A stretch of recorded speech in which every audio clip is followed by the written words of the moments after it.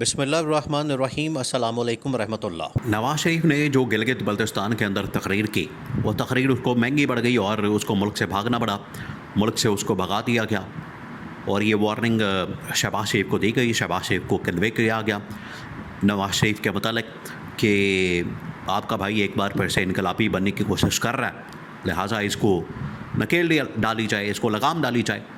اب یہی پیغام جو ہے پہنچایا گیا ہے بلاول کو اور آصف علی زرداری کو۔ بلاول کو یہ کہا گیا کہ بلاول جو کہ بالکل کریز سے نکل کر چھکے چوکے مارنے کی کوشش کر رہا ہے، اور بلاول جو کہ بڑی ہی تقریریں اور بڑے جذباتی قسم کے خطاب اور باتیں کرنے کی کوشش کر رہا ہے، تو اس کو بھی لگام ڈالی جائے۔ اور لگام ڈالنے کا طریقہ اب نکال لیا گیا۔ اگر یہ پیار سے نہیں مانتا، دیکھیں ان کو یہ بتا دیا گیا، اگر آپ پیار سے نہیں مانیں گے تو پھر ہم دوسرا حربہ استعمال کریں گے، پھر آپ کا بازو مروڑا جائے گا، پھر آپ کو بتایا جائے گا، پھر آپ کو اور طریقے سے سمجھایا جائے گا۔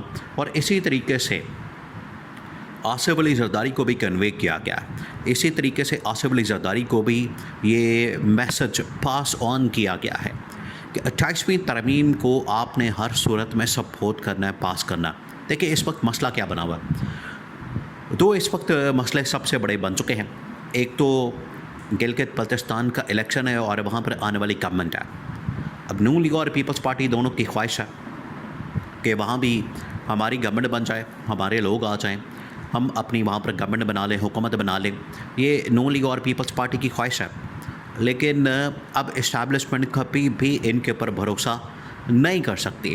اسٹیبلشمنٹ کو پتہ چل گیا ہے کہ جب ایک تو ان کو لا کے مینج کر کے، مینپولیٹ کر کے، الیکشن کے اندر دھاندلی کر کے، چوری کر کے یا کچھ بھی کر کے کسی طرح سے بھی ان کو لا کے جب بٹھا دیا جاتا ہے گورنمنٹ کے اوپر، اقتدار کے اوپر، حکومت کے اوپر، تو ان سے کہا جاتا ہے کہ آپ یہ فلاں کام کریں، آپ یہ فلاں چیز کریں، تو بجائے یہ کام کرنے کے، اس ٹاسک کو مکمل کرنے کے، اس مشن کو مکمل کرنے کے، یہ آگے سے آنکھیں دکھاتے ہیں۔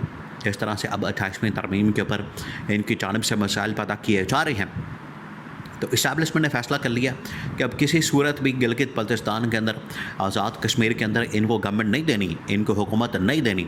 بالکل اسی طریقے سے آج ملک کے اندر، پاکستان کے اندر بھی اپنی مرضی کی گورنمنٹ لانے کا، اپنی مرضی کے لوگ لانے کا فیصلہ کیا گیا ہے۔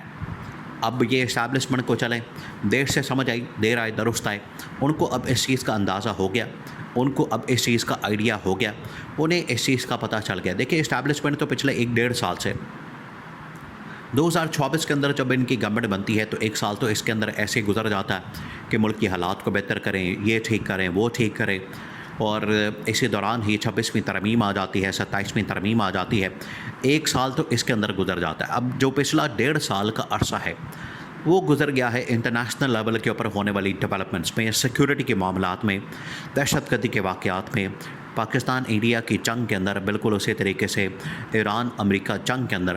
یہ پچھلا جو 1.5 سال کا عرصہ ہے وہ اس چیز کے اندر گزر گیا۔ تو اسٹیبلشمنٹ کا اب جو فوکس ہو گیا، اب کیونکہ انڈیا کے ساتھ معاملات بھی ٹھنڈے پڑ گئے ہیں، اب جنگ کے دور دور تک کوئی چانسز نہیں، کوئی امکانات نہیں ہے۔ نمبر 2، نہ ہی ایران اور امریکہ کی جنگ کے کوئی خطرات موجود ہیں۔ تو انٹرنیشنل لیول کے اوپر اب کوئی اس طرح کی سیکیورٹی ریلیٹڈ یا جنگ سے متعلقہ کوئی بھی ایسی ڈیولپمنٹ نہیں ہونے والی۔ تو اب اسٹیبلشمنٹ کا سارا فوکس آ گیا ہے پاکستان کی موجودہ صورتحال کے اوپر۔ موجودہ صورتحال آپ کو پتہ ہے وہ ڈیمانڈ کرتی ہے، وہ اب پاکستان کبھی بھی افورڈ نہیں کر سکتا جو اس وقت صورتحال بن چکی ہے، جو اس وقت حالات ہو گئے ہیں، جو پاکستان کے اس وقت سیاسی اور معاشی صورتحال ہے، پولیٹیکل اکنامک سچویشن ہے۔ پاکستان اب اس کو افورڈ ہی نہیں کر سکتا کہ پاکستان اس میں کوئی ڈیلے کرے، پاکستان اس کے اندر پولیٹیکل اسٹیبلٹی کو نہ لائے یا پاکستان اکنامک اسٹیبلٹی کو نہ لائے، پاکستان یہ افورڈ ہی نہیں کر سکتا۔ اس وجہ سے اسٹیبلشمنٹ کا سارا فوکس اس طرف ہو گیا۔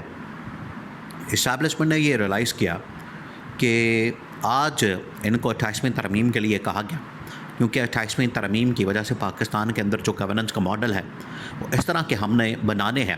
دیکھیں ان کی سوچ کے، اور یہی عمران خان کی سوچ ہے، یہ اس معاملے میں کم از کم ایک پیج کے اوپر نظر آتے ہیں۔